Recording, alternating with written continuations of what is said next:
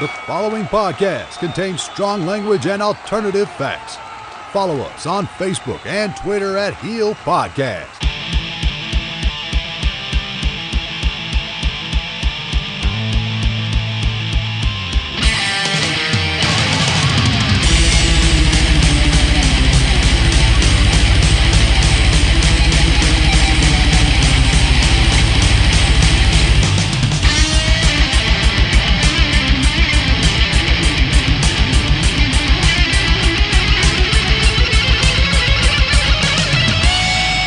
Over the airwaves and under the influence, we are Turning Heel.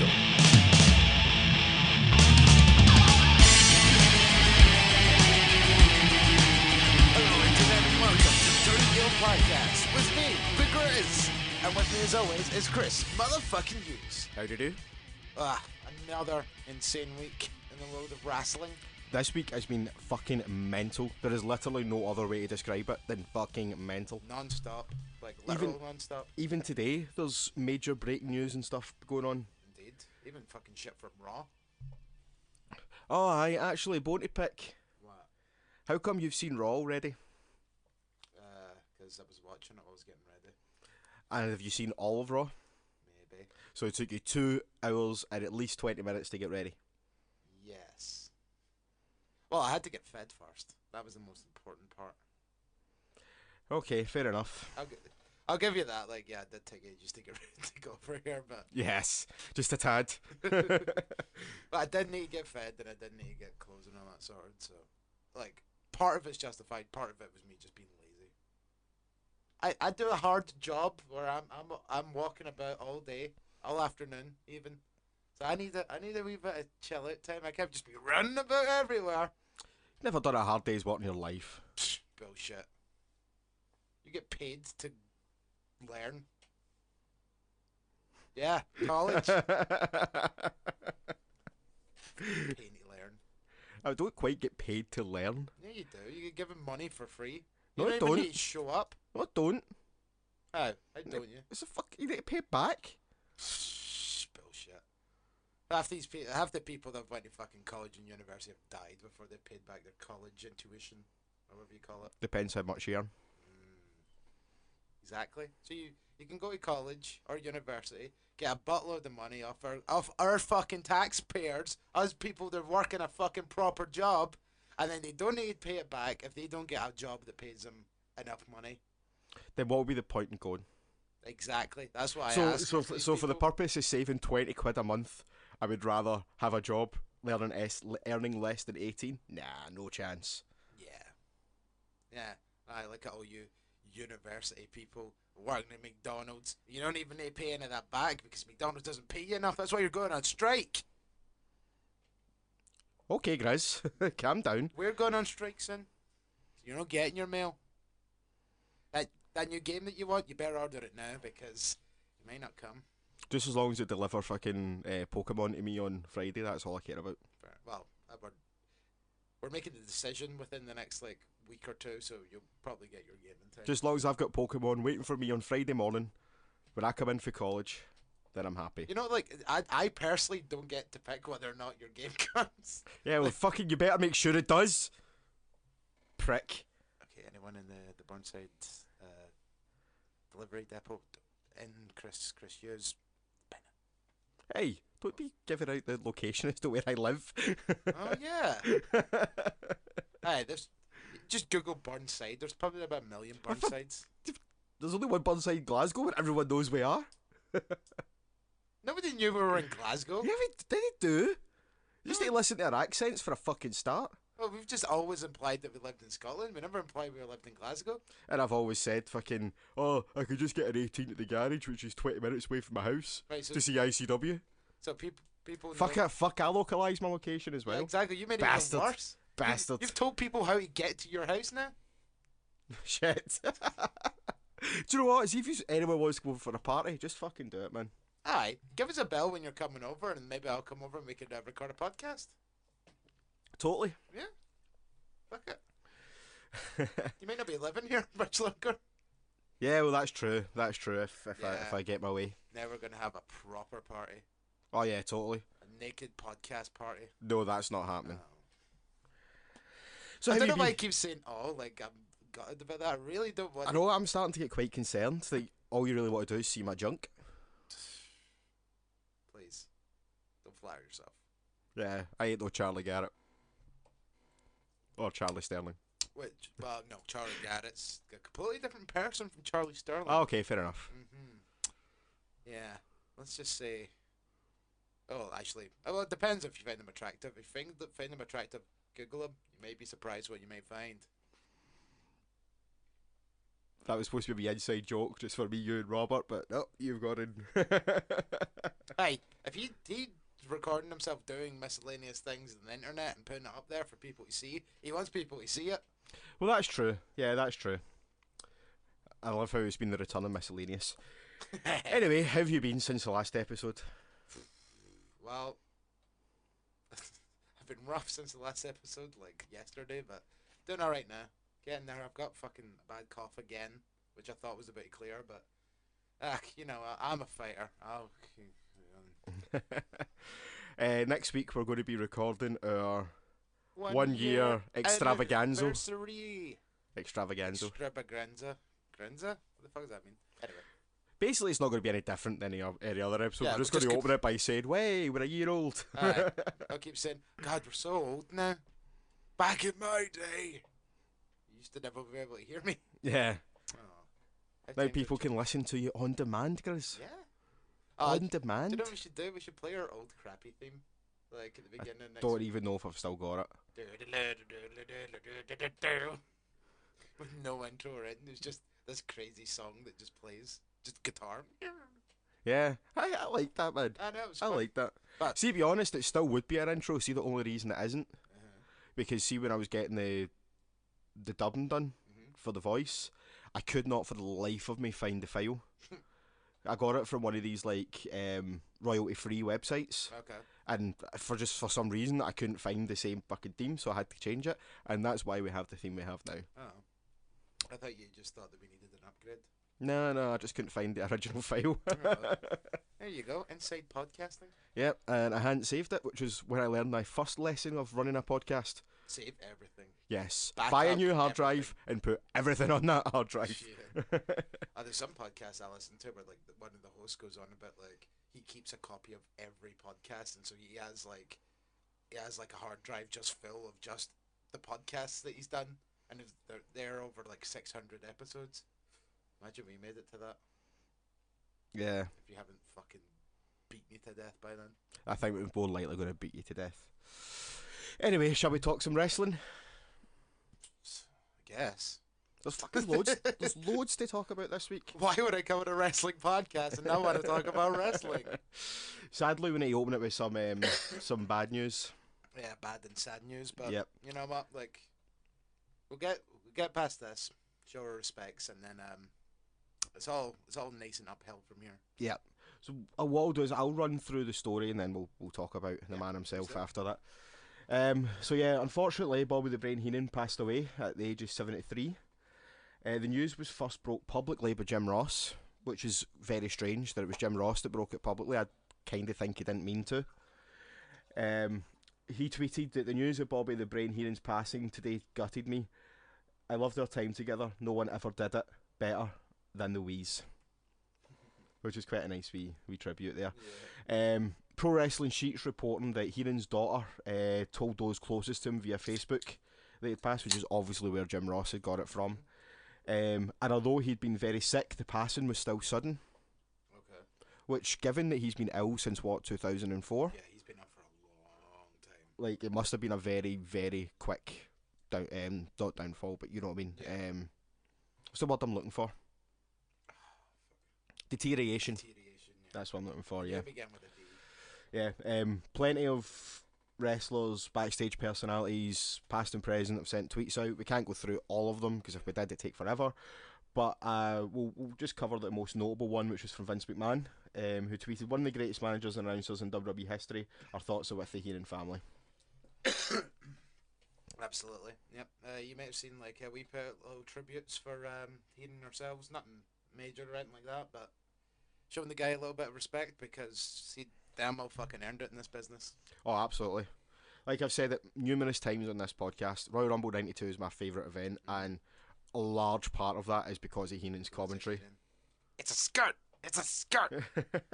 This is not fair to Flair!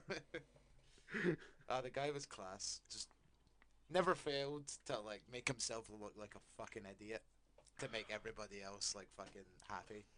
Like WrestleMania 9 as well, where he came out on the backwards on a camel. Yep. Was that camel? Yeah, with the big red fucking pants on and the toga. Yeah.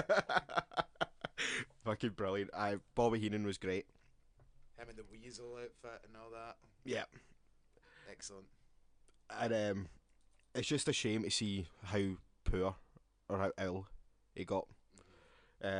Let's say I told the story in the car when we were coming back about our good friend Al, who had actually bought a ticket to meet Bobby Heenan, but he didn't know how ill he actually was, and when he took one look at him, he's like, no. I can't go and pose for pictures with this guy. He shouldn't be here. No. People have been saying that for years as well. Like, have you seen what he looked like in recent years? Yeah. Oh yeah. Yeah. I mean, that's get in the same room as we've been seeing horrible. Yeah. And like fucking SWE started posting photos of like stuff like that the other day, like after he died, as a tribute. But it was like, here's some photos that we've had to him, and then it's like him in his like really like sick looking state with Roddy Piper and all that, and it's like, but I don't know. I didn't think that was right. Yeah, it's a very grey area in terms of whether or not it's right. But I don't even know if they were actually like done by SWE or if they were just random photos. I've seen lots of people posting pictures of when they've met him, of him looking ill, and it is one of those things. It's like, to really want that to be people's lasting image of him. Exactly. But I guess, I mean, if people have went and met him, you post pictures with someone you've met when they pass away. That's normal. I think it's a very grey area as to whether or not it's the right thing to do. I think if you ask Al, let's say he'd paid in advance for his opportunity to meet Bobby Heenan, and then when he seen how ill he was like, I can't morally stand there and take pictures with him. Like this, like he shouldn't be here. He should be at home. Exactly. It's just, I don't know. It was a weird situation for that period of time, and I don't really know what else to say about it. Yeah. If anyone's got any thoughts on the morality, shall we say, of posting pictures of him being as ill as he was, rather than pictures of him being in his prime, hit us up on. I'm not saying like it's bad for like fans that have met him. I just feel as if like, because this is a wrestling company, obviously SWE is the infamous wrestling company we talk about from down in Dundee, or try not to talk about, but can't help but talk about. I don't know, I just feel as if it's a wee bit different coming from a company as opposed to like someone that's paid the money to meet him. But I don't know, I just felt it was a bit weird when it was SWE that were doing it. That's fair enough. Like I say, it's a very grey area. If anyone's any opinions on it, feel free to hit us up on Twitter or Facebook at Heel Podcast. Indeed. So yeah, rest in peace, Bobby Heenan, one of the arguably the greatest manager of all time. Oh yeah, 100%. Like, probably the closest to him would probably be someone like Paul Heyman or something like that. But yeah, one of the best. And thoughts and prayers go out to the family, and hopefully in this hard time, you know, you can all get through it with each other. Yeah. So we go from that to yet more clusterfuckery. Another coming out in Nashville. Another manager. Yeah, another manager. Yep. Right. This story. There's something not right about this story, in my opinion. Okay. So Jim Cornette's parted ways with GFW. We'll get on to the GFW thing later. Now, the main reason behind his departure is because he's not allowed to enter Canada, where they're going to be holding Bound for Glory this year. I've heard stories of this before. Due to assault charges on his criminal record, right? Apparently, there's no bad blood between Cornette and Anthem, and he will be back in the Impact Zone to officially write his character off TV. Okay. What worries, well, not worries me, but what is kind of nipping at the back of my head? Sorry, I just punched myself in the face. Yes, you did. Why did you do that? I was trying to itch myself and I punched the fucking headphones and it jabbed right into my face. Oh, that was great. Ow. Right, you were saying?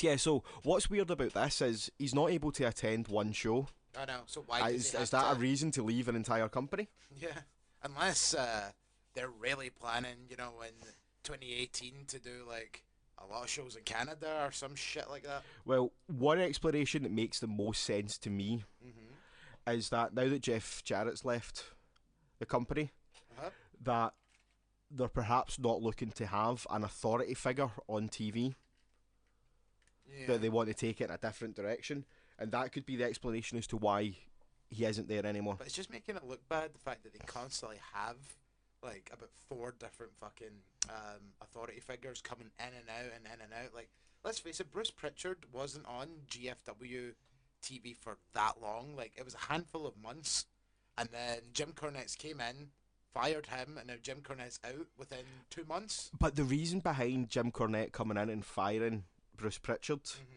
it's supposed to believe that this is the most pathetic thing I've ever read, but it's all about Anthem portraying themselves as the good guys because of the mistakes that have been made in the last few months, particularly with Alberto Del Rio, given what happened in his personal life. That's what he said. He's like, I don't want people's personal lives being posted all over TMZ and all that, and that's why we stripped Alberto of the belt and blah de blah. Yeah, supposedly he's been brought in order to save face for Anthem as a company because they don't want the bad PR that goes along with everything that's happened over the last couple of months. Although I've been hearing rumblings that apparently Alberto's meant to be coming back and is meant to be doing something big for Bound for Glory. Which, well, given the fact he's been cleared of the charges, that could make sense for him to come back. But let's face it, with the amount of shit that's been going on, why even bother? Yeah, just leave him. Cut your losses and see for the amount of money that you're paying that guy. You could pay some fucking other top quality talent that wouldn't allegedly like beat up their other half, or at least fucking shout and ball at them like in fucking public or whatever the hell like Alberto's been alleged to have been doing these past couple of months. Yeah, and it kind of annoys me that we need to say allegedly with this because there's so many stories that have came out by so many people. I don't think there's any allegedly about it anymore. Did you see allegedly? Did you see the alleged tweet? No wait, actually this is real. Did you see the tweet Paige put up? Yeah, about her outside the performance centre. So curiouser and curiouser. Yes, hopefully she's back soon and away from him. Yep. So what else is there on this? Right, we're still with GFW, who are now advertising Bound for Glory as an Impact Wrestling show. So rumours have been circling for a few days that Anthem were ditching the GFW brand and taking it back to Impact. Okay. Nothing has actually officially been confirmed of them other than the poster which does say Impact Bound for Glory. Okay. Josh Matthews was interviewed by PW Insider, who pretty much confirmed that they are back to Impact Wrestling, at least until Bound for Glory. What he said was, now you're right, if you look at the graphic, it says Impact Bound for Glory, and that's the brand we're bringing to Ottawa, yeah. These are the tapings that are coming to Ottawa. That's the show that's coming, Impact. I know it doesn't really answer a whole lot of questions. Did you say the tapings? Yes. So maybe that might be why Jim Cornette's been taken off, because like if they're going to do a series of tapings for like a month or two in Canada, then Jim Cornette's not going to be on television for months. But all it means is he's not in front of a live audience. They could still easily do backstage stuff or pre-recorded stuff. Yeah, I mean, I suppose you're right. There's plenty of ways around that. Totally ways around it. So yeah, that's a show that's coming, Impact. I know that doesn't really answer a whole lot of questions, but that's what we're doing. That's what we're bringing up there. That's what you're going to see. Right, fucking we get it, Josh. No, fuck's sake. What happens after November 5th will need to be determined, I suppose. What the fuck does that mean? Yeah, so at least until November 5th it's Impact. Oh, his company is such a clusterfuck. It's like that fucking movie Split, which I've not seen, but like it's as if like fucking TNA, GFW, Impact Wrestling has like so many fucking different identities at this point that they just brought in like brand new fucking Global Force Wrestling titles. I know. So what's gonna happen with them now? Are they gonna be changed again? They're fucking losing so much money, and now they're gonna need to make new belts potentially. They're probably going to cost a good few grand each. Uh-huh. Especially if they're getting them made properly. But then what does this? Oh, we'll see what happens after November 5th. What the fuck does that mean now? It's unfathomable that a company the size of, fuck it, I'm just going to call them by their actual name, TNA, are just so badly mismanaged, and it doesn't matter who comes in to run it, it just becomes an absolute clusterfuck. I mean, how does it happen? Like, surely when new management comes in, it gets fucking, everything gets sorted out, but it doesn't matter who the management are, it just fucking doesn't work. I can't understand it. They should have hired Paul Heyman fucking about 8 years ago when they had the chance. Oh yeah, 100%. But he says, I'm going to fire anybody on this roster that's over 40 years old, except maybe Sting. Was it Sting? Something like that. But he had the right fucking idea. You want all young talent to fucking be the face and be the competitor. Like what TNA used to be. TNA used to be amazing back in the day. There's a reason that Ring of Honor is beating TNA in terms of ratings and things like that. And that reason's simple.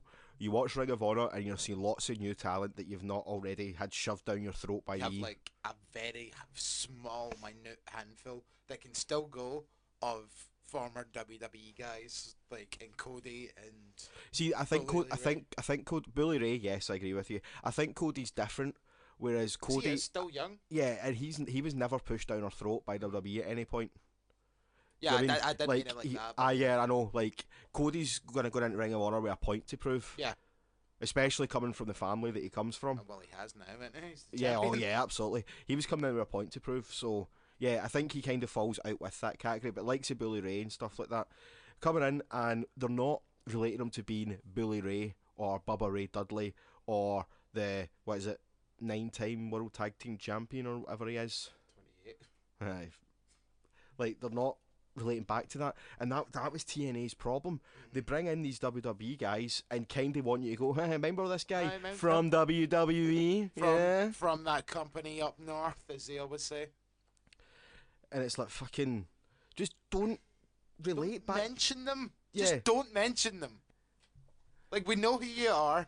You don't need to be like, oh, I was in that company up north and they mistreated me. That's why I'm here. We're the best wrestling on the planet is. That wasn't a Drew impression there, was it? That was everybody. Just your accent was going very Drewish. I know. It went, and I was like... It was a bit all over the place. I mean, let's face it. He probably said that a promo like that almost verbatim at one point, but it wasn't intentional. In fairness, he was right. Yeah. One of the few that was right. So a lot of guys were brought in that, like Shannon Moore, for example. Like, was never really going to do anything in WWE. Drew should never have been released. No, absolutely not. And the fact that, I mean, I love Heath Slater, but the fact that Heath Slater survived as long as he has when Drew was sacked when he was, is really quite Went frightening. from 3 to 1 MB at one point, and everybody was baffled that the 1 MB wasn't fucking Drew McIntyre. It was Heath Slater. I mean, don't get me wrong, I love Heath. Yeah, totally. He is one of the. He's never taken best. he's never taken the step up at any point in his career. He's not going not not at this point in his career. No, it's too late for him now. Definitely too late for him now. He could probably be a good mid carder. That's your absolute tops, and that's if he gets put back on SmackDown. Yeah. He's not. He's fucking. He's cannon fodder on Raw. Well, fucking look what SmackDown done to his former tag partner. Oh, Carl Hawk. Wait, who? No. Heath Slater. What are you talking? Oh, Jinder. I can't believe that took you that long to get. Heath Slater's had about 1 million fucking tag team partners. Yeah, but there's the one notable one that happens to be the WWE champion just now. Did you know that Thank you to What Culture for this bit of information. That Jinder Mahal has just over a 25% win record of all of his matches. Seriously? Yeah. Oh dear. Oh dear. Oh dear. Oh dear. Like, the most interesting thing about Jinder Mahal I've ever seen is the top 10 things WWE didn't want you to know about Jinder Mahal that What Culture just recently put up. And do you know, Jinder's taken over Mick Foley in terms of longest title reigns. Not days as champion, just longest title reigns. Yeah. Mick Foley, Roman Reigns, yeah, The Rock, Ric Flair, For like one single reign? yeah, Right. and there's a few others as well. I can't remember off the top of my head, but there's a Undertaker. That was the other one, and he's only a few days away from overtaking Stone Cold Steve Austin, and I can't remember the other one. Triple H? Don't think it's Triple H. Because Triple H had some monster runs back in the early 2000s. Well. Yeah, but in the early 2000s he had a couple of absolute monsters. 2003 he had the belt for like practically a year. In fact, I think between 2002 and 2003 he didn't hold the belt for like 4 months of those 2 years. Yeah. But it's shocking. Yeah. It's frightening. But anyway, just quite like round off the story that we were on there. It's not surprising that we brought him up. it's not surprising that they're ditching the GFW brand. But obviously, the person who actually owns the fucking brand is no longer with the company. See, so. apparently they didn't actually sign anything. They just assumed the deal was done and started doing it. And it's just gonna make them look so stupid. Like, for one, what's gonna happen with the rest of this anthology thing that they're gonna do on the one night only pay-per-views? Are they just gonna continue with that, even though Global Force isn't really a thing anymore? Like, and then also they completely rebranded everything. So like they had those giant like fucking lime green wrestling ropes. Like, are they gonna get rid of them now? I would assume so. But it's just this, like, see, when you just look at it, it's like, right, there's this period where it's TNA Impact Wrestling, then it's just GFW for no real reason with giant like fucking glow in the dark wrestling ring, and then now it's just not again. Like, for 2 months it was a different company. This is the most confusing thing ever. It's like, the only way to describe it is a clusterfuck. Oh god, at this point, it hurts my head a little. Yeah, me too. Okay, next little bit of news we've got is Starcade's coming back on November 25th. Yes, this is bizarre. Have you read much into this? I've read the card. Yeah. You have nicely displayed up there. Yeah, it's lovely, isn't it? It is, actually. So, what leads me to my question here is, well, first of all, the misspellings. First of all, the misspellings. What do you mean? Seriously, you can't see that? Who's Dolph Ziggler wrestling? No, I didn't notice that. Booby Roode. Booby Roode. That's fucking quality. There's another one. Oh, yeah. Who's after the Rock and Roll Express? Ricky Steamboat. That's fucking great, man. I really should have read that card properly instead of just kind of thrown over it. But see, like, when you see somebody's name so many times, you just graze over it and you're not, alright, Bobby. Yeah. Where did this card come from? It wasn't from WWE, apparently. I heard it's from... Because if it's from the venue... The venue. Yeah, well, that would make sense. But yet they spelled Shinsuke Nakamura properly. That's easy to spell. Is it, though? Actually, is that spelled properly? Yeah. Yeah. Shinsuke Nakamura. Nah, I think that's easy enough to spell. I know, I feel like if you're going to have any trouble spelling any name on that fucking card... See, to be honest, though, I think they're just typos, because it's not as if it's completely spelled wrong, it's just missing letters. I mean, like, literally one of the letters in Bobby is just replaced by another O. So there's 2 B's in the middle of Bobby, but now there's 2 O's in the middle of Bobby. I mean, like... I'm not sure. Shut up, Alexa. Can you turn Alexa off? Just turn her off at the wall. Things I've never thought I would hear. Actually, no, that would be easy. All I need to do is walk in a room next to Alexa and she'd be turned off. But I was about to make a very similar joke, but you beat me to it, Grizz. Beat me to it. Go fuck yourself. But yeah, that's a good point. I never noticed the misspellings. And the actual question I was going to answer was, what is this? Is it a house show? Is it going to be a special on the network? Is it going to be a pay-per-view? I don't understand what this is. I don't think it's going to be a pay-per-view purely because it's on a Saturday night.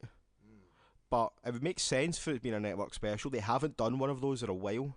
And yeah, exactly. I don't see why they would make a house show, like a fucking, give it a gimmick, essentially. WWE Starcade for only the people in the audience. Well, they've done it before. Like most of the network specials have been house shows originally. I know, but yeah, it doesn't explain whether or not it's going to be on the network or not. It just keeps saying a live event. And nothing's Greensboro, North Carolina, but nothing's actually confirmed as to whether or not it's going to be the network, as you say. The card, anyway. Take this with a pinch of salt. But if it is from the venue, then there's a good chance it's legit. It's just the venue are idiots and fucking can't spell things. Also, third note, it's a Raw and SmackDown show. No, apparently not.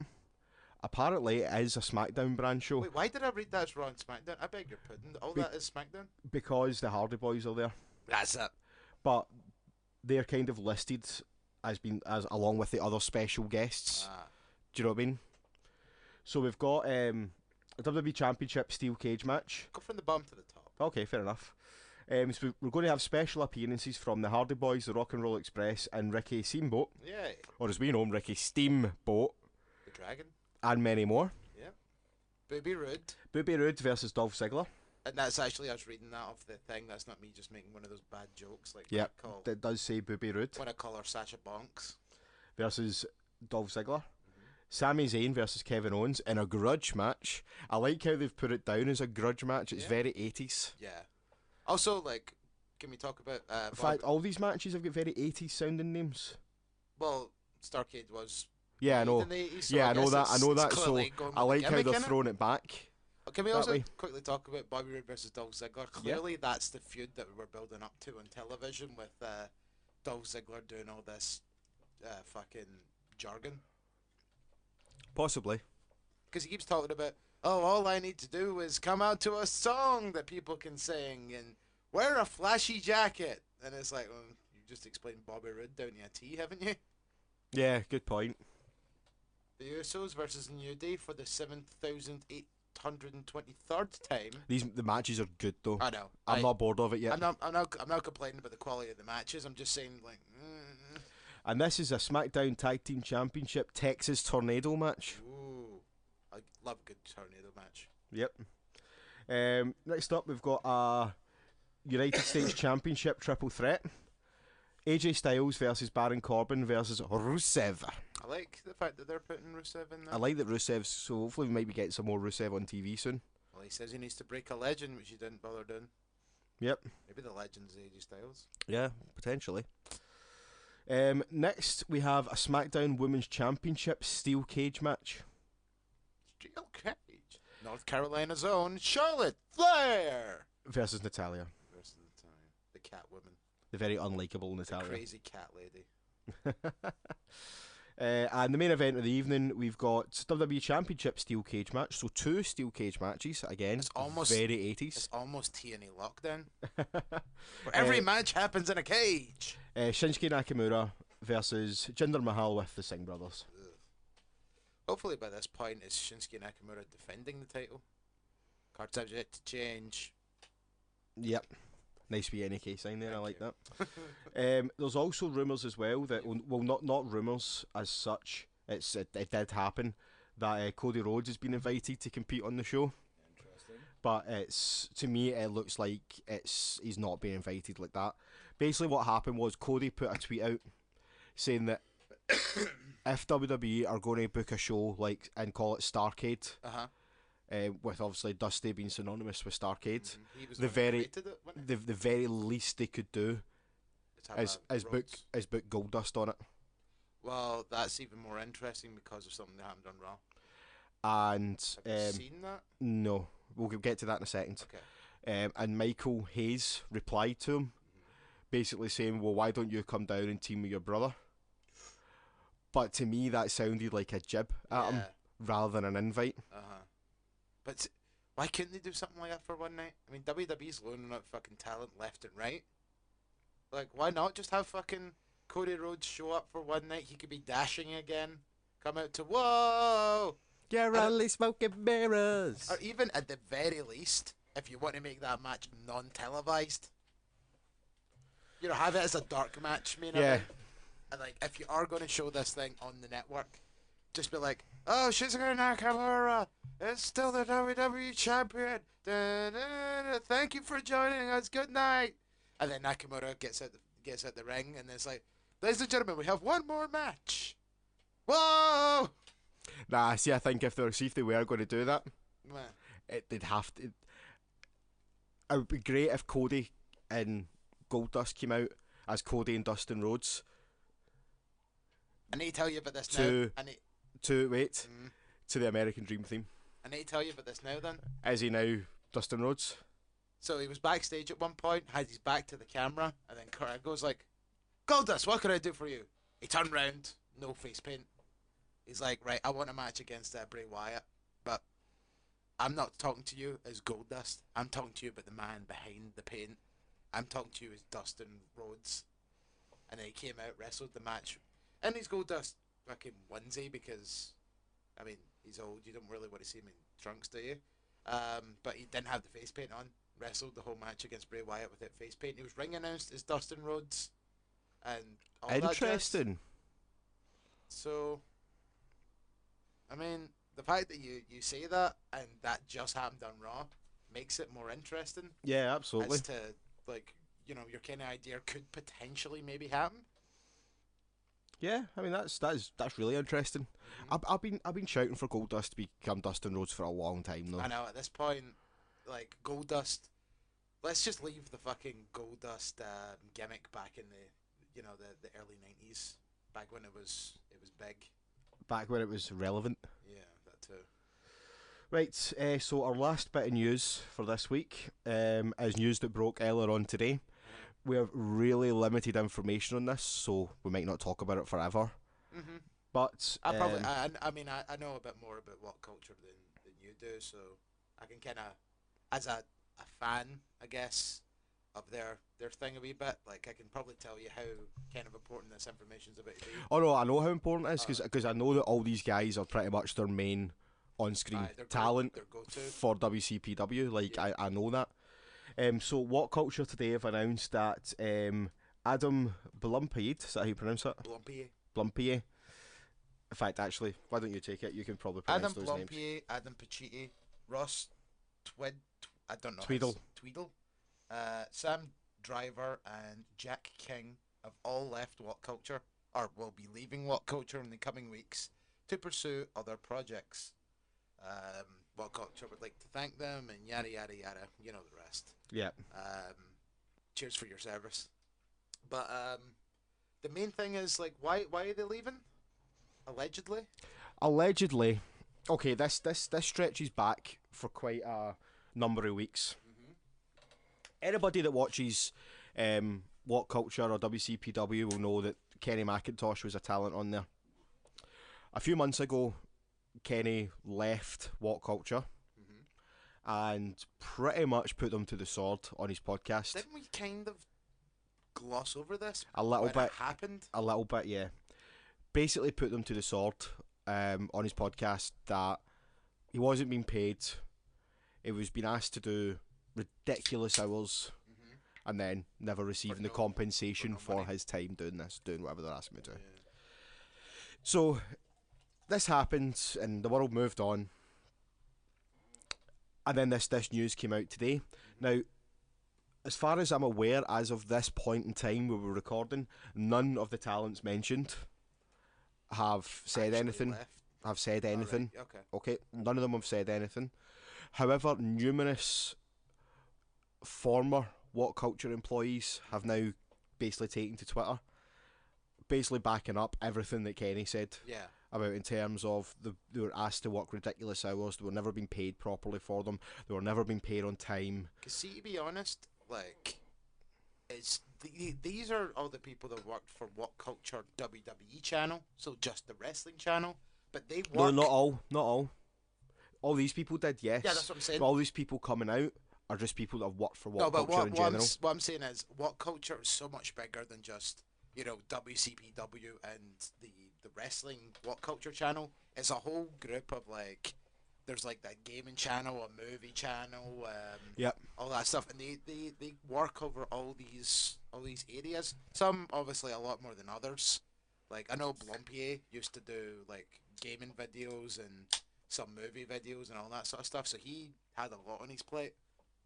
And so that's the kind of thing that you're saying, like asked to work fucking ridiculous hours and stuff like that to do things like this. And it's like I kind of forget it at times, and I don't know if everybody knows that What Culture is more than just this little wrestling channel. It's a big whole conglomerate of YouTube channels. Yep. Like they're all under the same umbrella.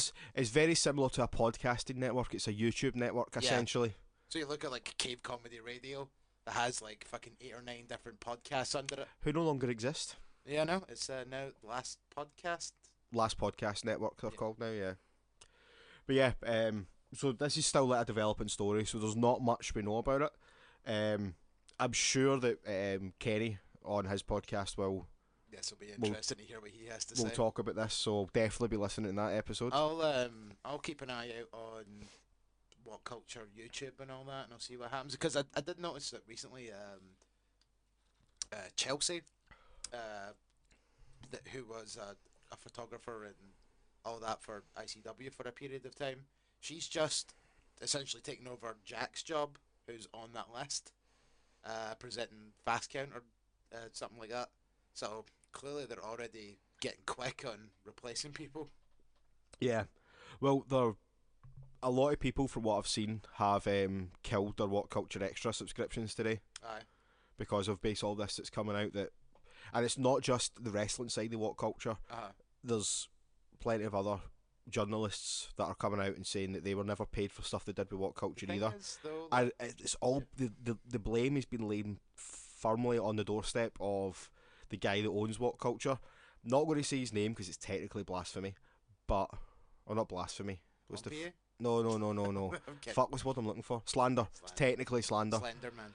But they all are laying the blame at this one guy's door. Yeah. So time will tell what actually happens with this. Cause see, like everybody used to keep saying that, like, WCPW just started a company because one of the people that worked there's parents had a lot of money, but I don't know exactly where that fucking came from or whatever. Nah, that's not true. Unless maybe what culture? Unless maybe the person that was giving the money is just like a financial backer, but I always assumed that What Culture was owned by somebody, and then one of those people was the child of like that guy. But I guess that's obviously not the case because they've all left. Every single one of them's left. They're all the people that have been involved with WCPW over the whole time. I don't know who Sam is. He's the only person I can't think of. I don't really watch much What Culture stuff. I know everyone else that's there, but I just don't know who that Sam Driver is. Mm. He just might be one of those non on camera facing characters. Yeah. But it's going to be interesting to see where this goes and see what else comes out. So keep your eyes peeled on the Twitter. Thank God, no more King Ross though. I've never actually seen any of this King Ross stuff. Oh, he's a pain. See the fact he calls himself King Ross, that's enough for me. It's just like he's just like one of these people. It's like, okay, I know that I'm like super annoying, but like I almost think he almost gets off on that and gets like pure big headed. It's like, oh look, people are still watching me because they hate me. I'm just gonna do stuff that makes people hate me more. Well, that's kind of just like the definition of a wrestling heel. He tries to act like that, believe me. Anyway, we'll take a short musical interlude, and then we'll come back and we'll talk about our road trip to Newcastle. Fucking road trip, fucking devils that we are. I know, we're getting awfully into these road trips. I know. Oh, I think this might be my last one for the year. See, the thing is, I was originally wanting to go to PCW, which I think is this coming weekend. No chance am I fucking making that now. Nope, the missus isn't letting you. Nope. Not even that, but I'm not even wanting to go on another trip anymore. I don't know if I can take any more of England. I think I'm maybe going to hold off until Joey Janela's show in Blackpool Oh, before I go away I'm again. going to need to make sure if I definitely have that off. I did request the week off. But, I mean, I've got the tickets, so... Yeah, we'll see. I'll make it work either way. We'll work it out. So we'll be back after this. Oh no, oh no, oh no, oh no. About me, better watch how you speak. The greatest of all time, baby. Ali, I'll surpass y'all. Go the distance, y'all won't last now. Smash with the elbow, cracking the glass jaw. You better knuckle up. Dream crusher, coming out swinging, open you up. Yeah, your luck is up. Cover up, I ain't nothing to mess with. Hear 'em scream. Oh no! 'Cause I'm blessed, kid.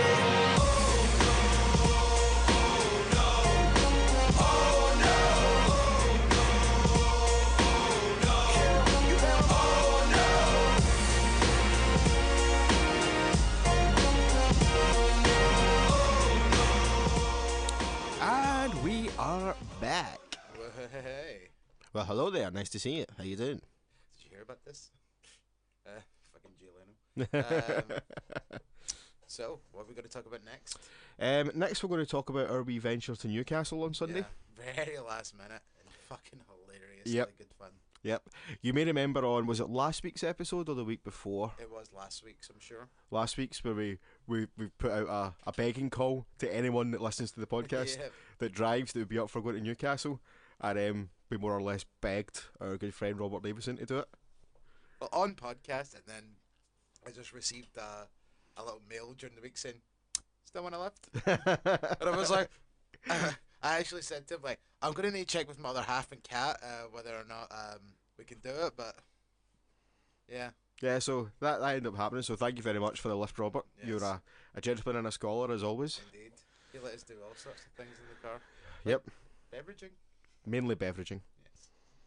But I've done a couple of lines of coke as well, but Never, did it on the down low. nobody else seen that. Yep, did it on the down I low. was just wondering why you were sniffing all fucking trip down. Nothing to do with the hay fever at all. No.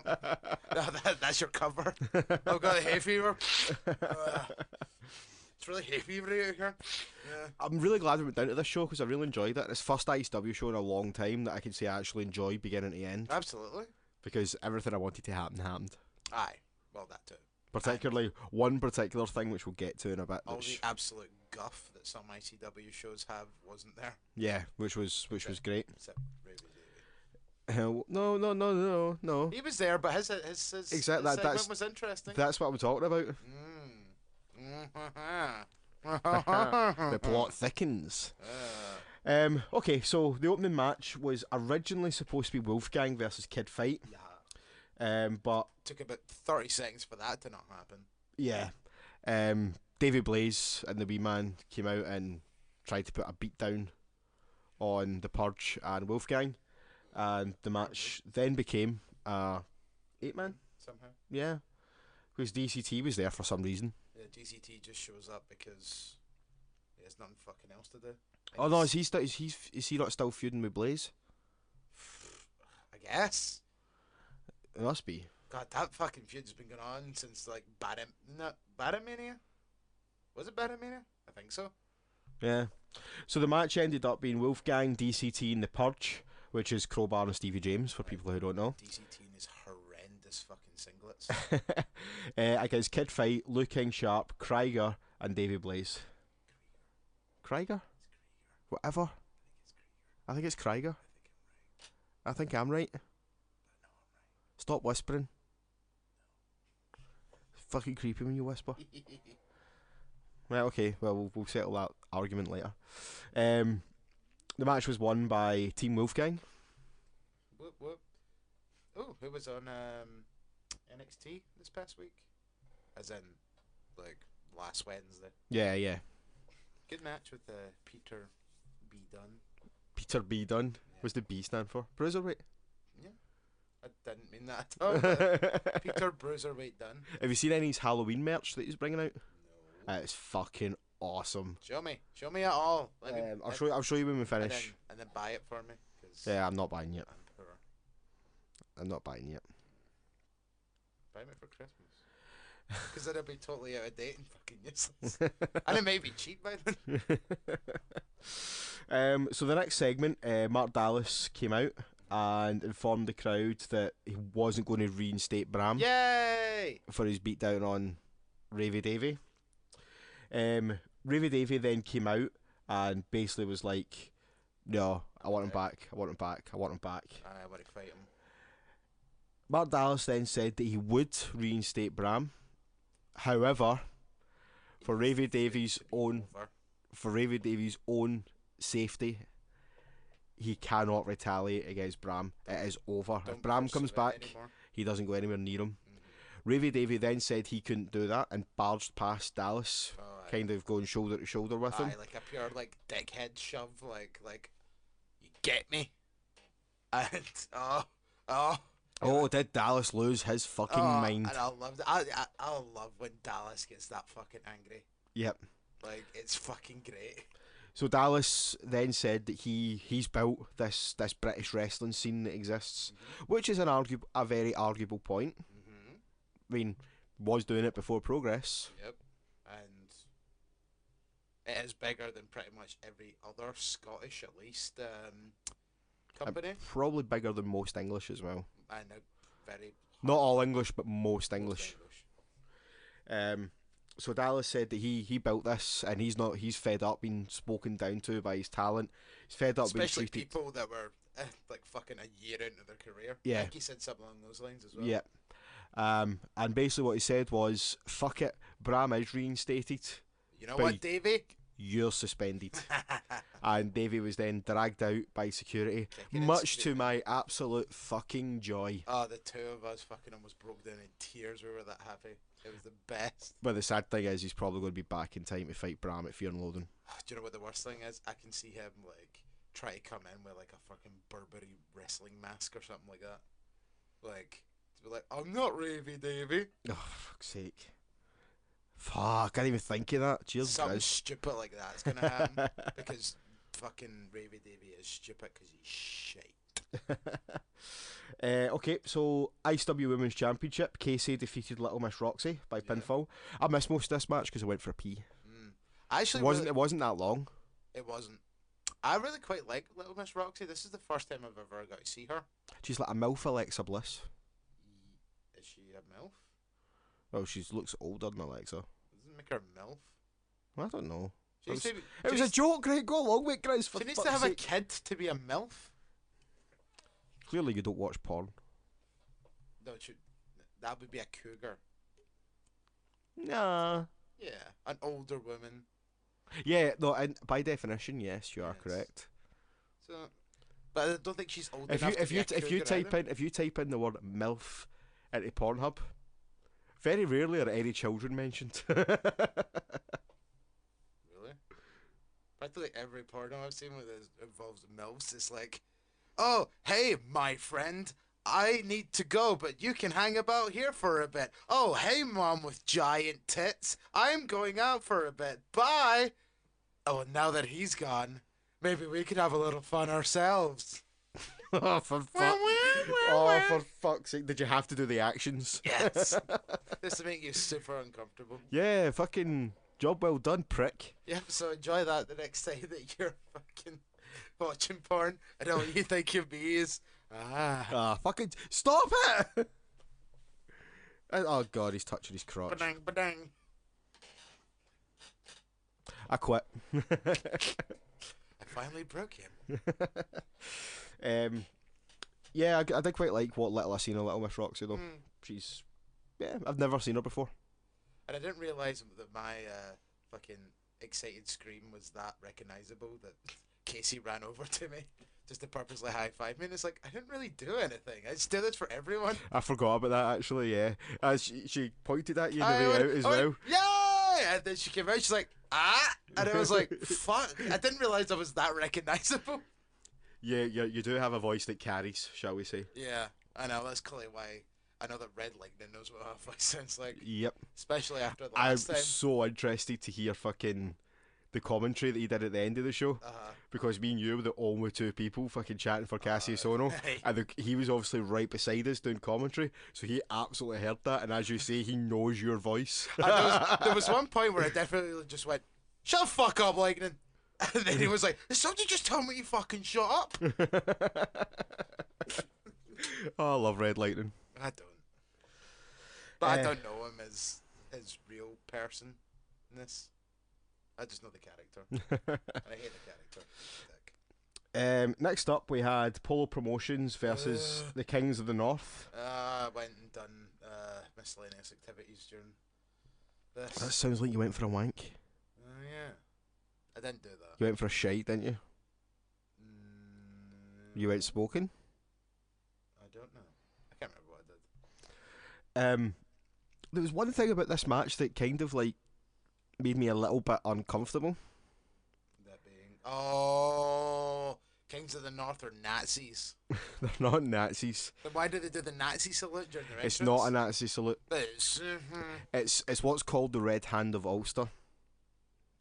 It's a bit too low. Which Sheamus has something like that. many times. Oh, Sheamus won't. He's further outside Ireland to do that. No, he used to do a finisher in fucking FCW, and it was called the Fiery Red Hand or something like that. And he used to have like red tape around his hand, and it used to be like a fucking choke slam onto his knee. That used to be his finisher. Is that Interesting. kind of the same?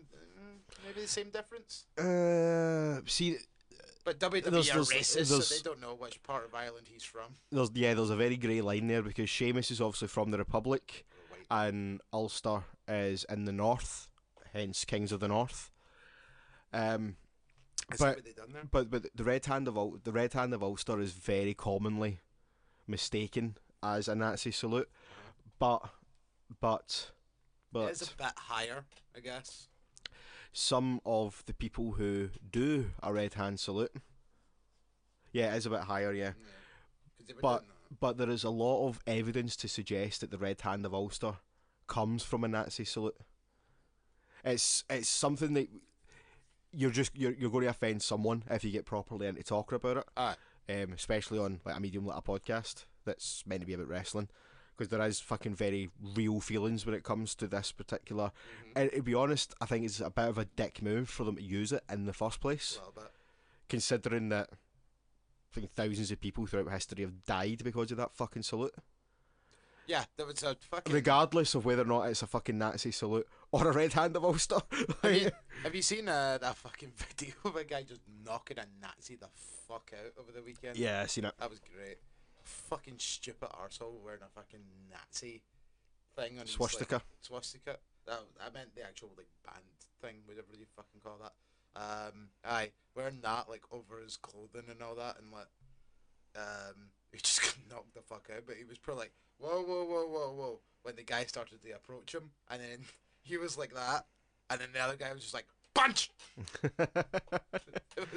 He just knocked the fuck out, you Nazi bastard. Yeah. 2017, for fuck's sake. Yeah, no, absolutely. Let's say we won't delve too much into whether it's a Nazi salute, a Red Hand of Ulster, or fucking it really means and all that. I was just saying that's a fucking joke. Yeah, no, I know. Jesus Christ, chill out, everyone. Yeah, I know. Relax, it's only wrestling. It's no real. Okay. And I'm not actually a Nazi. I never said I was. But... Yeah, that's quite worrying. You're committing to a crime that you've not admitted to. I'm just confirming I'm not a Nazi. You're admitting to a crime that no one's accused you of. I'm not a Nazi, I'm not a racist, I'm not a homophobe. I'm not a... What's the one that hates women? Feminist? No, the other one. Monogamous? Sexist, yeah, that one. It's the one that hates women. Feminist. For fuck's sake. So Pole Promotions won the match by pinfall. No one cares.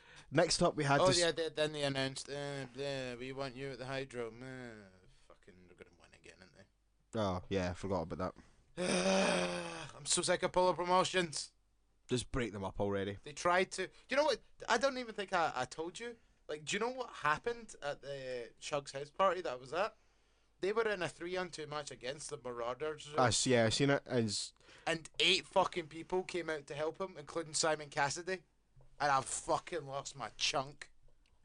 Fucking wee dick. You're not a wrestler. Get the fuck out the ring. And then when you do your shit job as a ring announcer. Calm down. So next up, it was time for Joe Hendry to appoint his intern. Yes. So bunch of random schlubs wandered out. So Joe Hendry brought out Thatcher Wright.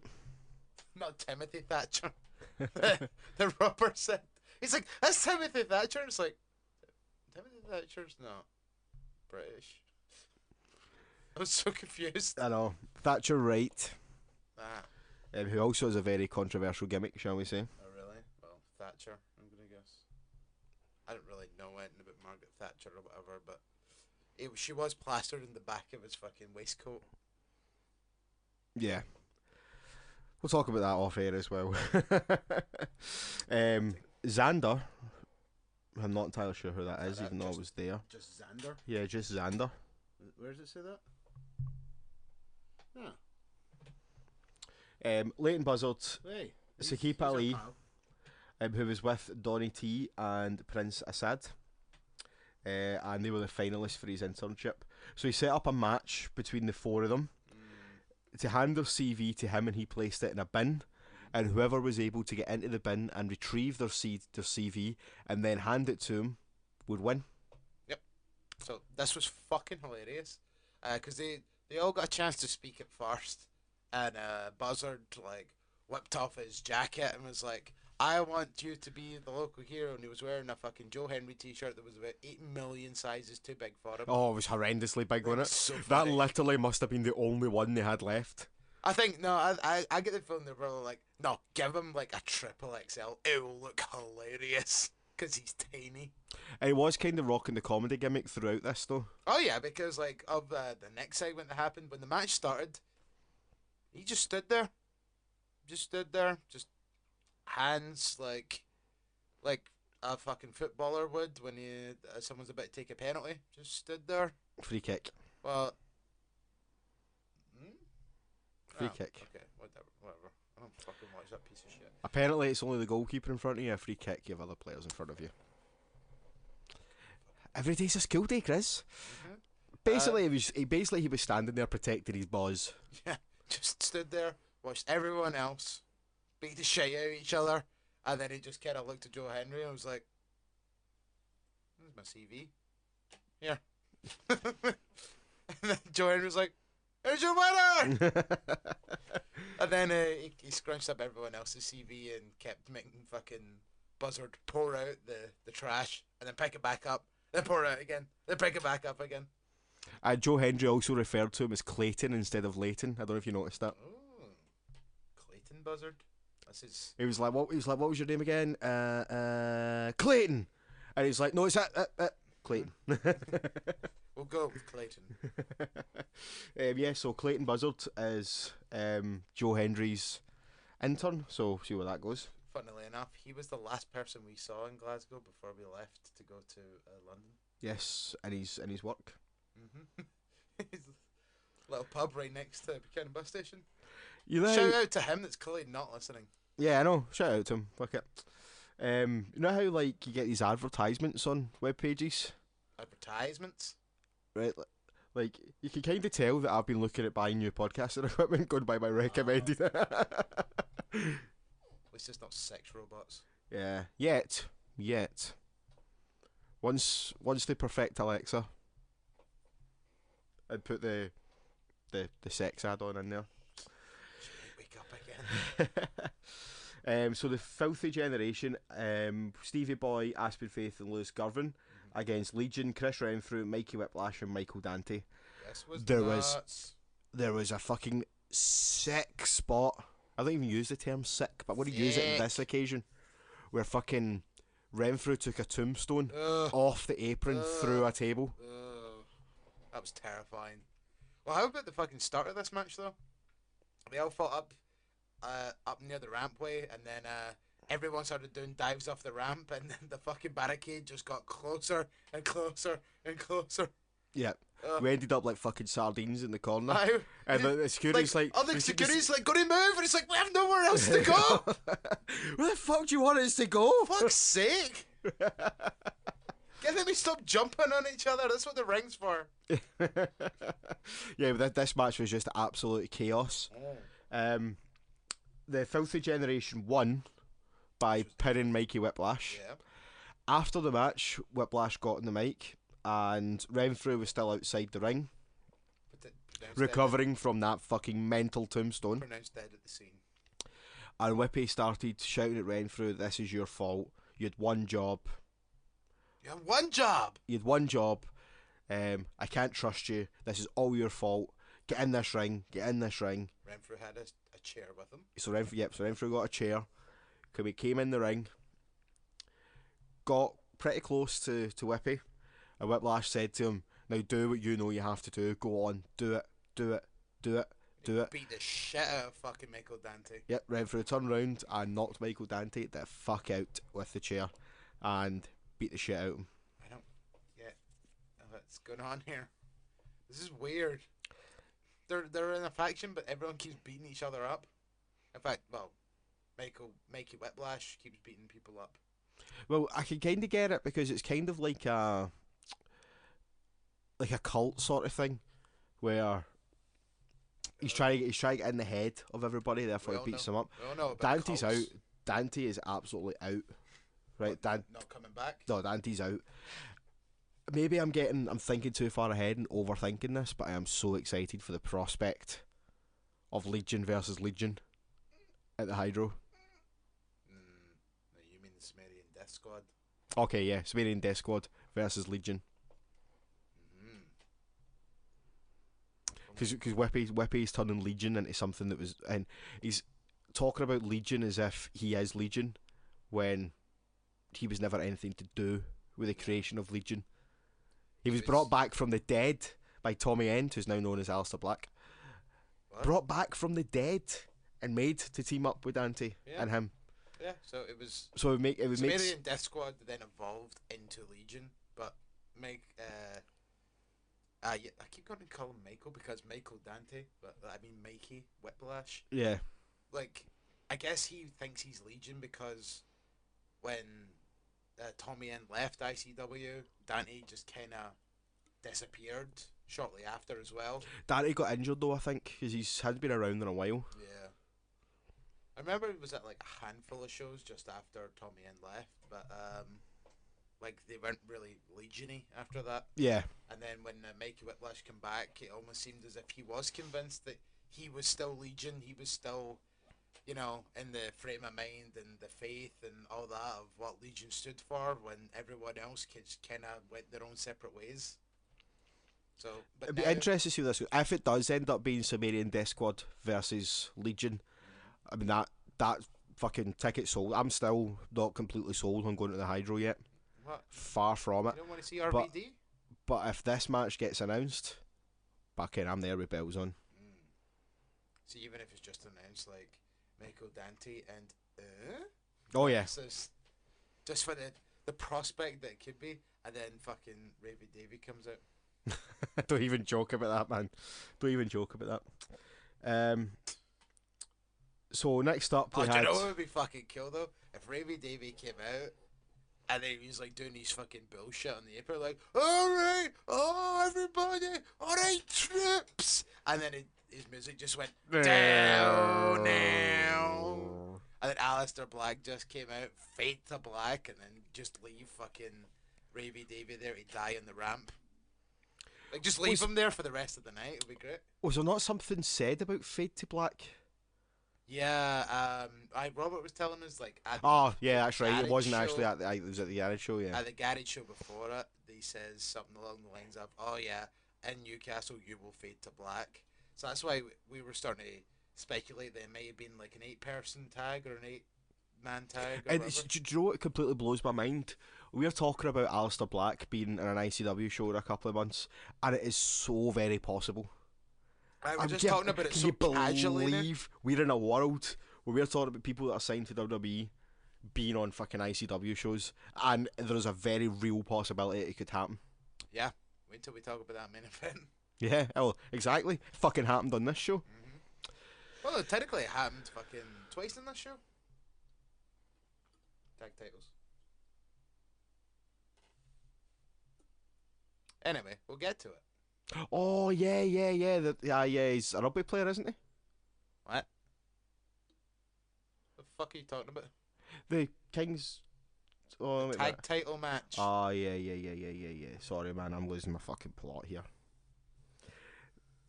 One of the guys who Kings of the North, I think, used to be signed to WWE. Sure, I read that somewhere. He's a former rugby player or something like that. We'll look into that after the Tony show. Knox? No. No, he was a Football player. Proper football player. Mm. Anyway. He was, yeah. Anyway, move on. I'm talking about Tyler Bate and fucking Trent Seven. Yes, I know. I don't know why I didn't click on that, but yeah. And Wolfgang. Yeah, I'm Wolfgang on the show as well, yeah. But in terms of someone who's permanently signed to WWE, Yeah. that's nuts. Next up, we had Johnny Moss versus Lionheart in Johnny Moss's goodbye match to ICW. So, we were kind of talking about this. Like, do you want to tell where he's off to? Well, we don't actually know because he hasn't confirmed it. Right. So, But there's the rumors. The smart money is on that he's got a job at the Performance Centre as a trainer. He's been there for the last few months as a guest trainer, and now suddenly he's retiring from wrestling. Yeah. So I can only presume that he's been offered something permanent over there. I don't understand why they wouldn't hire him as a talent. I mean, I know he's a bit on the older side, but the dude looks fucking fantastic. He does, but he's been winding down his career quite considerably recently, especially over the last couple of years. He opened his own training school and all that, and that's him getting that was him getting ready to hang up. I think he used to be on like every ICW show when I started going. Yeah, me too. However many years ago, and then he just kind of started disappearing, and then just disappeared for a long ass time. And I was like, "Is Johnny Moss alright?" And then he just kind of sporadically showed up. Yeah, well, he opened a training school, so my guess is that he was getting ready to call it quits anyway. Aye. And he was obviously still working matches, but getting his school off the ground as well. Pardon me.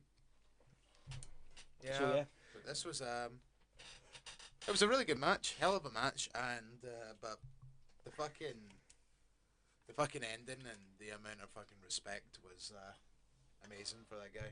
Oh yeah, totally. What a fucking performer, and you know what? Fucking congrats and good luck with the fucking rest of your career, whatever you're doing. Whatever he decides to do, I'm fairly confident that that's where we're going to see him. Well, he fucking deserves it. He's been a class act. Absolutely. And he had a wee bit of colour on him in this match as well. Oh, aye. Like very early on as well. Yep. Right in the ramp. Yep. And I liked how they also built into this whole Lionheart's a fanny / Lionheart's a hero thing by him kind of being a bit of a dick during the match, but then getting on the mic after it and saying like, giving him his dues. Yeah, basically. So I did quite like that. Yeah. ICW Tag Team Championships. The Marauders. Marauders. I'm like, how the fuck do you pronounce that again? Said it like 5 minutes ago. I know you did. Wild Boar and Mike Bird versus Mustache Mountain, who I was convinced for some weird reason were being billed as British Strong Style. I think it's just a progress thing with you at this point. I don't think so. I'm sure I seen ICW refer to them as British Strong Style. Maybe, unless they maybe said representing British Strong Style. 2 members of British Strong Style. Because I'm sure I did. But they were also decked out in British Strong Style gear. Wasn't the Mustache Mountain gear they were wearing? I'm sure they were. So I'm certain Tyler Bates' gear was the British Strong Style gear. Yeah, so was Trent Seven's. And they also had the British Strong Style jackets when they came out as well. I did see their entrance. So like they've got Mustache Mountain gear. We've seen them as Mustache Mountain with the Mustache Mountain gear. But they were wearing the British Strong Style stuff. I think stuff. they're just trying to go to the more heelish kind of side. But like, see, even in ICW, it seems as if they don't recognise British Strong Style as a 3-person faction. Which is the weird thing, the fact they were wearing the gear. Yeah, I know. It's just have the 3 of them ever been booked on like the same show? ICW show? Yeah. Don't think so. And that's why I just kind of think that, like, ICW just kind of wants to have them as their own thing. Like, obviously, Trent Seven was former ICW champion and all that, and then Tyler Bate was doing his own thing for a while. So, and then Pete Dunne does his own thing. So, I don't know, I just find it kind of weird, actually, in ICW. You see, like, two of them teaming together. Yeah. When you actually think about it. Well, I've seen them in ICW team together quite a few times. When Trent first came in, he came in as part of Mustache Mountain. Oh, really? Yeah. I must have missed that. That must have been my fucking segment away from ICW, was when he kind of showed up. But they were only doing the odd match every couple of months, the odd tag match. Yeah. And then Trent started coming back himself. Aye, that's when he got really big. Yeah. But, yeah, so... I was convinced the tag titles were changing in this match. So was I. Completely convinced of it. But they didn't. I think it could have been cool if they did, and then they could have set up like a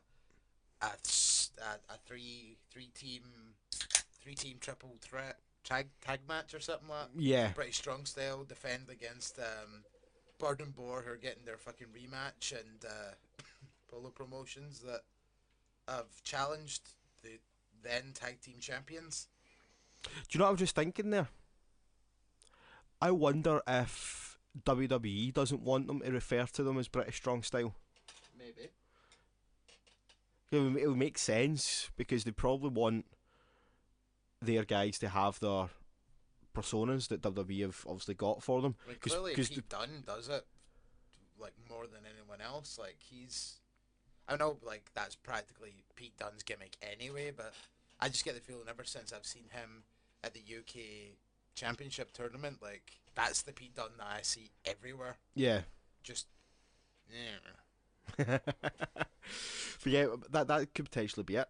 It's just that WWE don't want British Strong Style pushed as a faction when they're obviously not on NXT TV. It really, at least not now, although they are teasing it. It really baffles, like, see, if you only followed Progress and you didn't watch fucking NXT or WWE or whatever, like, if you were just local to the London area and blah de blah de blah, you see, like, the three of them come out, and Tyler Bate coming out with a UK title and all that crap, and then the next time you see them, Pete Dunne all of a sudden has it, and it's like, what the fuck's going on here? I think that's probably not likely to happen. I know, it's very unlikely to happen, but still, like... Yeah, because, like, it looks as if they've broken British Strong Style up in Progress now. Now that they've now been able to do it. So because they've lost all the belts. Yeah.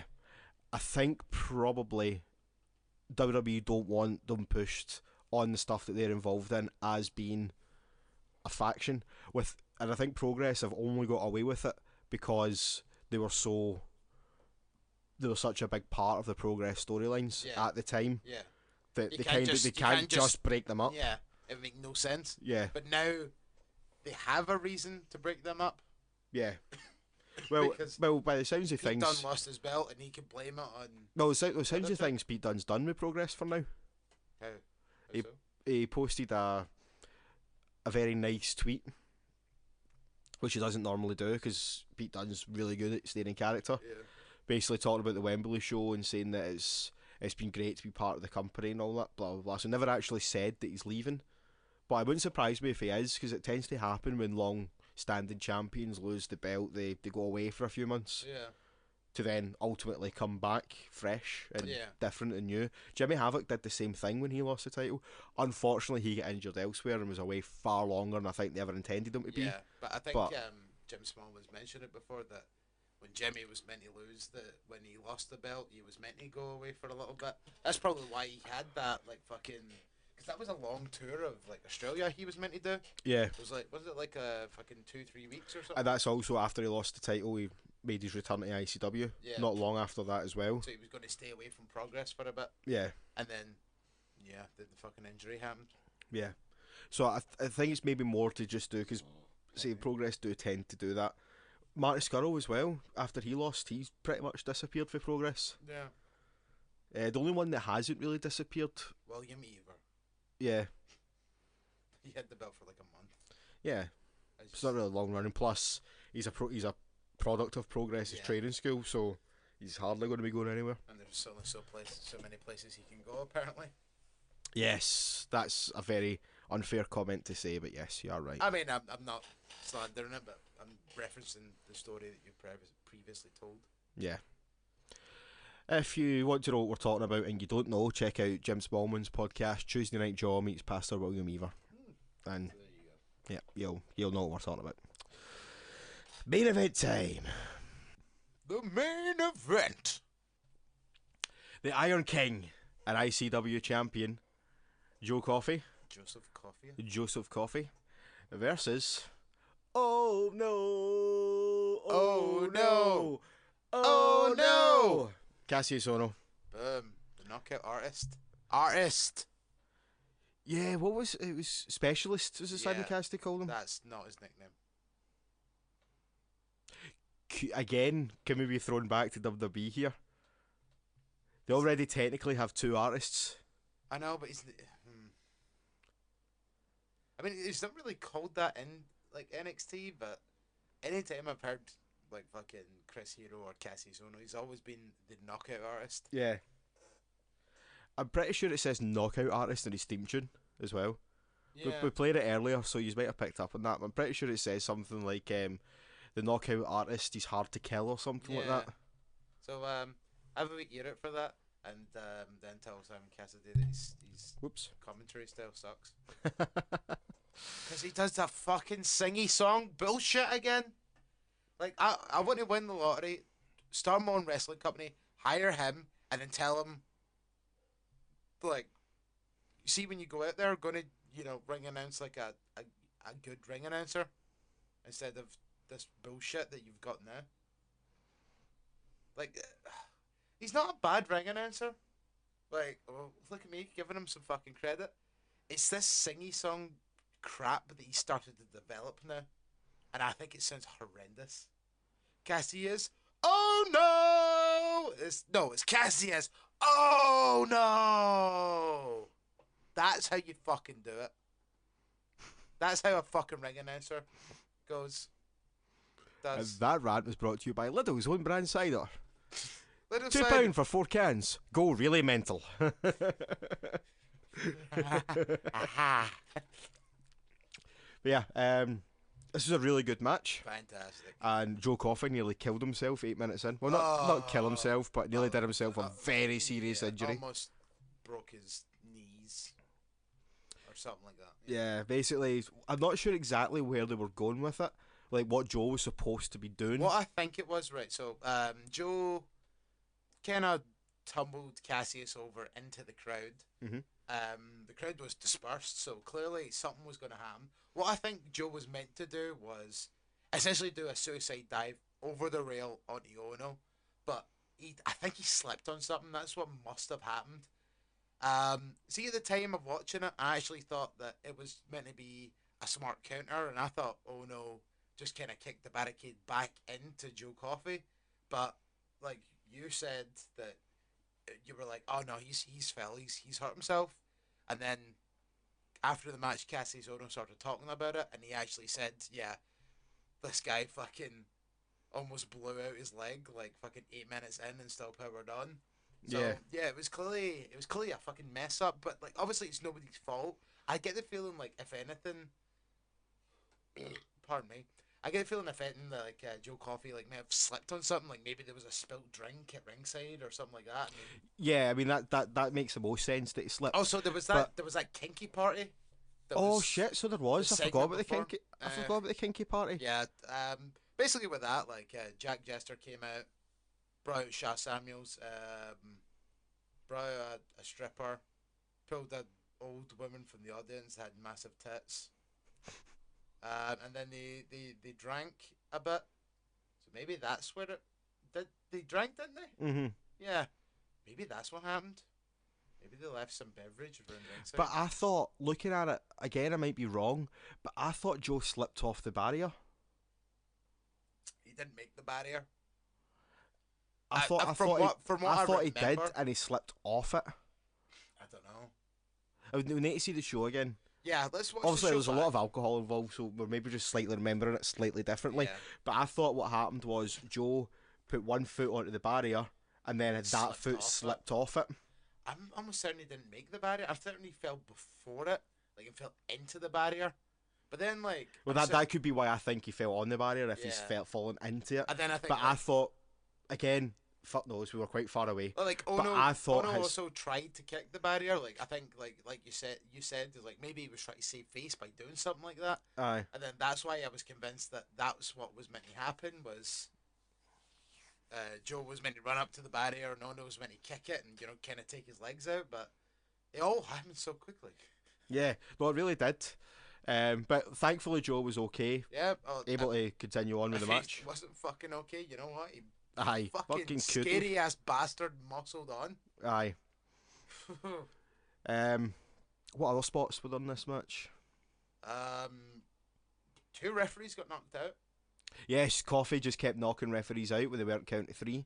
Yeah, and there was no referees left. But then, like, Coffee hit his finisher at the end, and Ono was out for a long ass time, but Joe still got the 3 count. I thought it was a bit of a ending. Like, see if Ono had kicked out, and then Coffee just went for it again, and then got the count quickly. That would have been a lot better. Was there not a spot as well? I like yourself. I've seen Joe Coffey, Cassius Ono / Chris Hero a couple of times, yeah. so I might be getting this mixed up. But was there not a spot, forearm and lariat spot, where they both kind of hit each other at the same time? I think that they pretty much hit each other with both of those, like one after the other. Like there was definitely a point where like Cassius Ono got knocked in for something and he got up because I went strong style. But I think was that not a belly to back suplex? maybe it may have been. I think that was a belly to back suplex. Yeah, but the two that like fucking hell. See some of Cassius Ono's like just straight jabs that he does. It's terrifying. Yeah.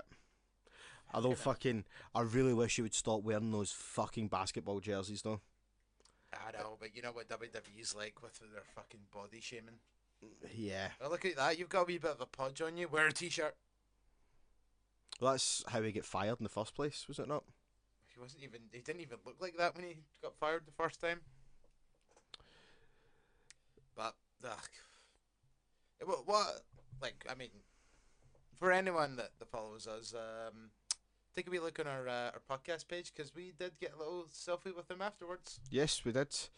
In fact, actually, I haven't actually posted it on the page yet, and I did say to you in the car I wasn't going to post it due to the news that broke when we came out. Oh yeah. Fair enough. Said I'll post it, but just you know not what? right now. We'll post it after we finish recording, which means by the time you listen to this, it'll be there. It'll be up on our feed. So yeah, Joe Coffey retained the ICW title. Yep. I think everybody knew that was going to happen. And then, it still didn't stop us chanting for Cassius the whole way through the match, though. Because I knew. Because what's the point in going if you just go, no, something's going to happen? Have a bit of belief. I know. I knew Ono wasn't going to win, but you know what? Just in case. And then BT Gunn came on the Dallas-tron and says, you know what? I've been ICW champion before, but you know I've not been ICW World Champion. So you've got your main event for Fear and Loathing. No, not yet. You've got your potential main event for Fear and Loathing. Belt for belt. Title for title. Zero G versus World Heavyweight title. BT Gunn versus Joseph B. Coffey. Which I would quite love to see. Mm-hmm. In fact, actually, I said earlier that the Sumerian Death Squad thing would sell me my ticket. If that match gets confirmed, that would probably sell me my ticket. I think it's pretty much all but confirmed. Yeah, near enough. Plus RVD's going to be there. See, my worry about going to a show like this, right, with someone like RVD, I genuinely think he just seems like the type of guy that will phone it in. I don't know. I think, see if he gets in front of a fucking crowd like the crowd that were there last year, I think he would really put a good bit of shtick into it. Rey Mysterio won't phone it in, but I think RVD might. I forgot about Rey Mysterio. I absolutely forgot about him. No confirmation on who he's wrestling yet? Nope. Can't even think who it would be. Maybe Kenny Williams, I'm probably going to guess. yeah, it's possible, or maybe even Stevie. I wouldn't mind seeing Rey Mysterio versus Stevie. That would be interesting, but I still think he may be tied up in this Legion feud. Probably. But you know what?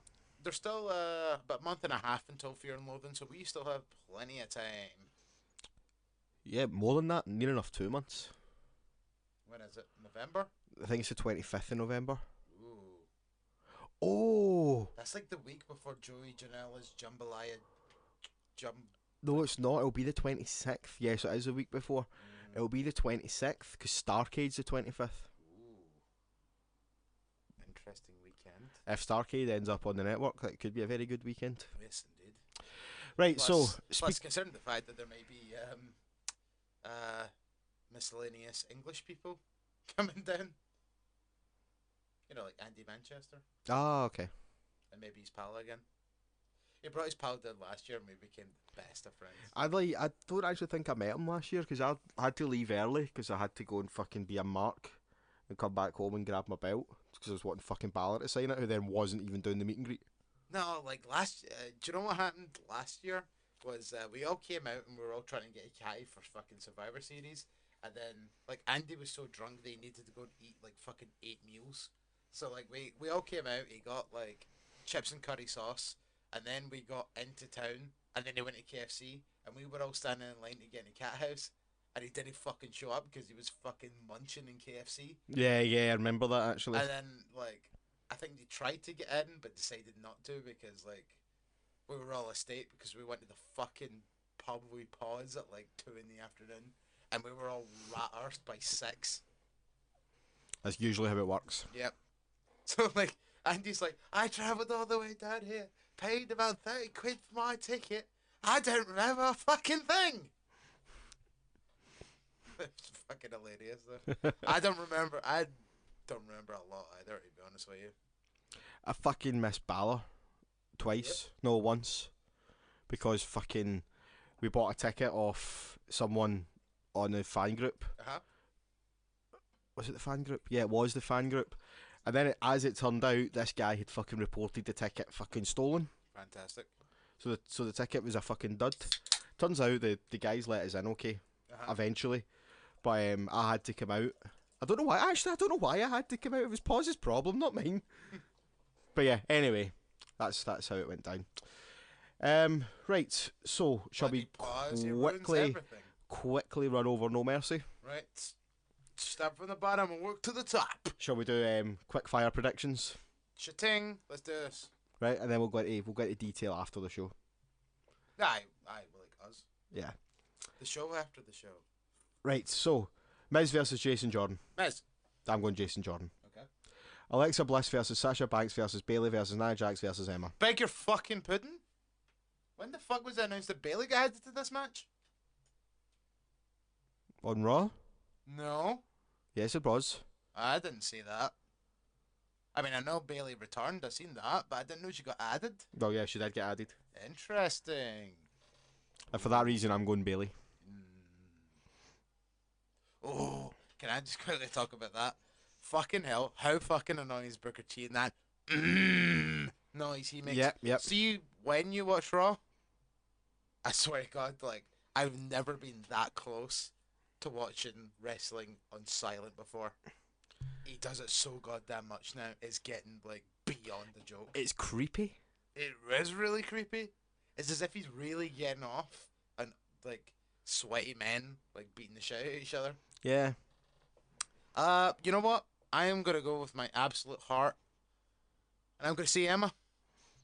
Emma winning would be great. I'm still sticking with Bayley. Also, I just love the full fact that, like, see when the screen comes up for, like, the original Fatal 4-Way. Now, if it comes up as a Fatal 5-Way, it's still going to come up with the same thing. Everyone is fucking smiley, even the heels.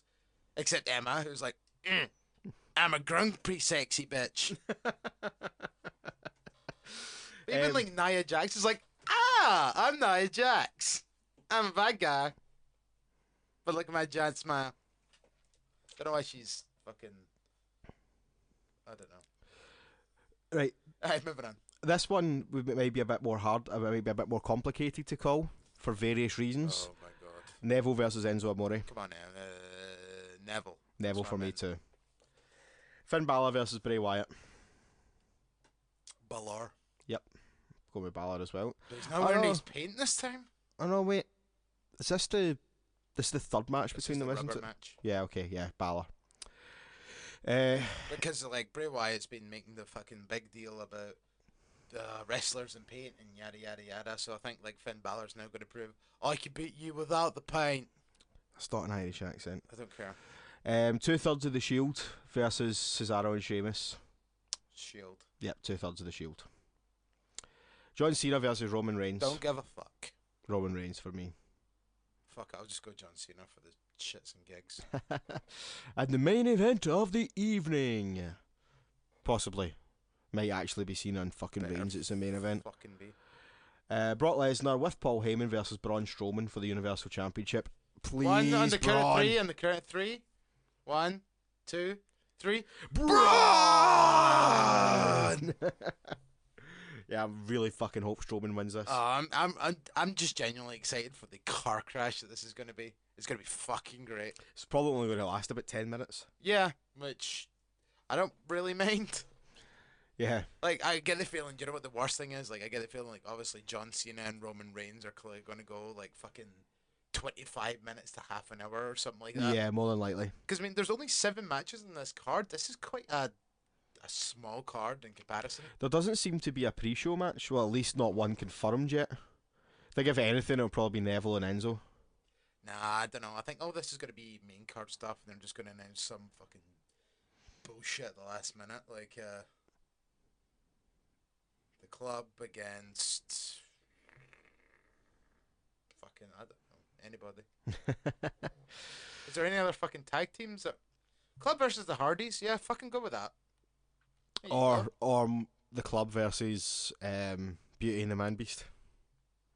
You'd probably be better with the Hardys. You would be better with the Hardys, but it's a pre-show. They probably won't waste that on the pre-show. Well, the Hardys were on the first match of the SummerSlam pre-show when nobody was in the building. Well, that's very true, actually. Good point.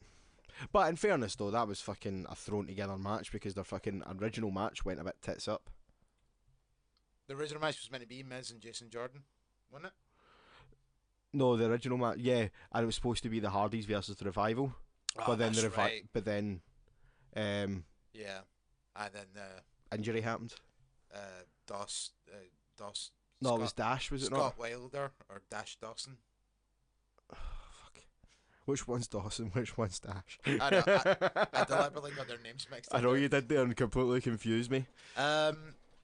Scott Dawson was the original one that was injured with the broken jaw. Yeah, I it's think. Dash Wilder now that's injured.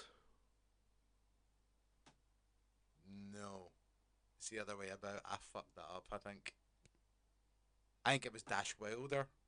Dash Wilder's the one without the crazy fucking motorhead. Aye, yes. Tash. Yes, you're right, Right, yes. so he's the one that's healthy, and it's Scott Dawson that's now the injured one. Okay. I think. Feel free to correct us on Facebook or Twitter at Heel Podcast. If you want to follow me on Twitter, which there's not really much point because I never fucking use it, but you can do at the official. If a lot of people follow him, maybe I might use it again. Maybe at the official Bubs or official Bubs, one of the two. Okay, I really should fucking learn my Twitter handle. I know, fuck's sake. It's your Twitter handle. Or you can follow me at Juggalo Grizz. That's GUGGALOGRI. And as you know, Juggalo. And this past weekend, the Juggalo March in America. Props to everyone. Doing it for the little people. We're not a gang. So, I've been Chris motherfucking Hughes. I've been Juggalo Grizz. Ho! See ya! Juggalo.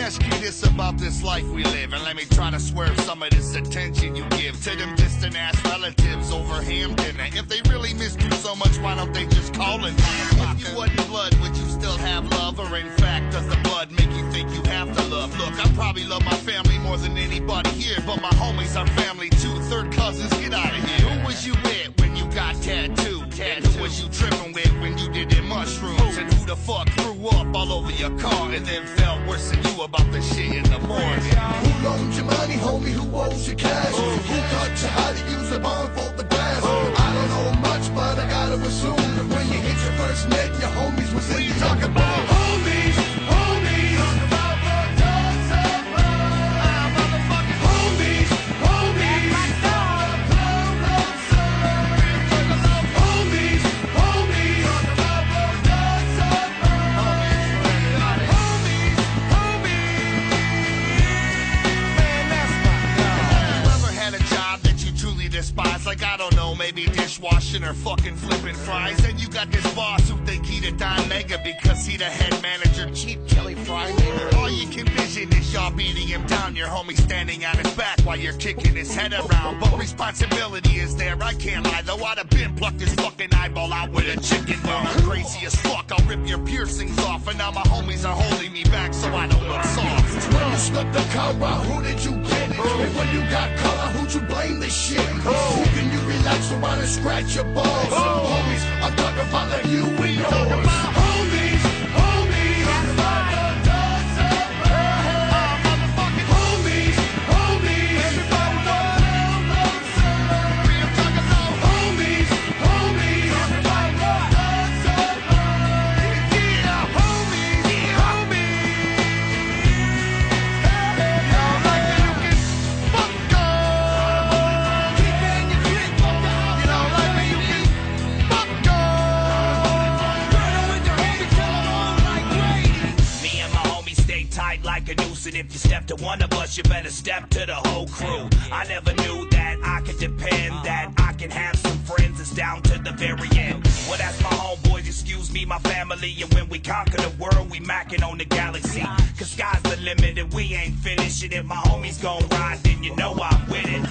Puff it and pass it and I give it to my homies, y'all. Hit it and quit it, then I give it to my homies, y'all. I got the world around my finger with my homies, y'all. And everything is obsolete unless I hear my homies call. We worldwide, we're homies across the planet, sticking together like zippers on a Michael Jackson Peter jacket. They got my back like a tat, for that I love y'all. Hanging till we old and gray like grandpa. Homies, homies.